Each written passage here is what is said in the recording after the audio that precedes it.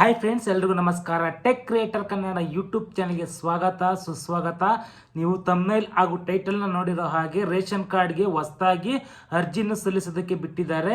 ಯಾರೆಲ್ಲ ಅರ್ಜಿಯನ್ನು ಸಲ್ಲಿಸಬಹುದು, ಏನೆಲ್ಲ ದಾಖಲಾತಿಗಳು ಬೇಕು ಹಾಗೂ ಎಲ್ಲಿ ಅರ್ಜಿಯನ್ನು ಸಲ್ಲಿಸಬೇಕು, ಇದಕ್ಕೆ ಕೊನೆಯ ದಿನಾಂಕ ಯಾವುದು ಅಂತ ಈ ವಿಡಿಯೋದಲ್ಲಿ ಕಂಪ್ಲೀಟ್ ಆದ ಮಾಹಿತಿಯನ್ನು ತಿಳ್ಕೊಳ್ಳೋಣ.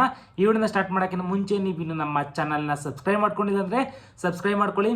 ಪಕ್ಕದಲ್ಲಿರೋ ಬೆಲ್ ಬಟನ್ ಆಲ್ ಇಟ್ಕೊಳ್ಳಿ. ನಾವು ಯಾವುದೇ ಹೊಸ ವಿಡಿಯೋಸ್ ಬಿಟ್ಟರು ನಿಮಗೆ ನೋಟಿಫಿಕೇಶನ್ಸ್ ಮುಖಾಂತರ ಬರುತ್ತೆ ಅಂತ ಹೇಳಬಹುದು.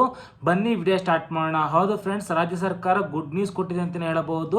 ಯಾರೆಲ್ಲ ಹೊಸದಾಗಿ ರೇಷನ್ ಕಾರ್ಡ್ಗೆ ಅಪ್ಲೈ ಮಾಡಬೇಕು ಅಂತ ಅಂದ್ಕೊಂಡಿದ್ರೋ ಅಂಥವ್ರಿಗೆ ಭರ್ಜರಿ ಗುಡ್ ನ್ಯೂಸ್ ಕೊಟ್ಟಿದೆ ಅಂತಲೇ ಹೇಳಬಹುದು. ನೀವು ಹೊಸದಾಗಿ ರೇಷನ್ ಕಾರ್ಡ್ಗೆ ಅಪ್ಲೈ ಮಾಡೋದಕ್ಕೆ ಮಾರ್ಚ್ 5 ಮತ್ತು 6ರಂದು 2 ದಿವಸ ನಿಮಗೆ ಕಾಲಾವಕಾಶವನ್ನು ಕೊಟ್ಟಿದ್ದಾರೆ.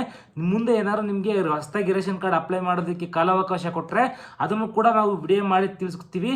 ನೀವು ನಮ್ಮ ಚಾನಲ್ನ ಸಬ್ಸ್ಕ್ರೈಬ್ ಮಾಡಿಕೊಂಡು ಆ ಬೆಲ್ ಬಟನ್ ಆಲ್ ಇಟ್ಕೊಳ್ಳಿ.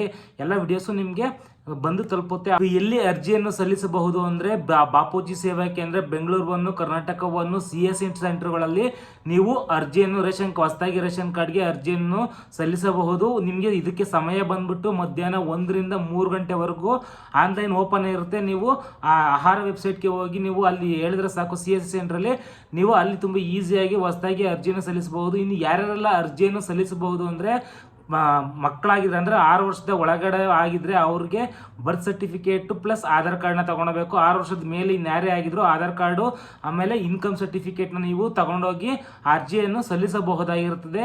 ಐ ಹೋಪ್ ಈ ಒಂದು ಮಾಹಿತಿ ಇಷ್ಟ ಆಗಿದೆ ಅಂತ ಅನ್ಕೊಂತೀನಿ.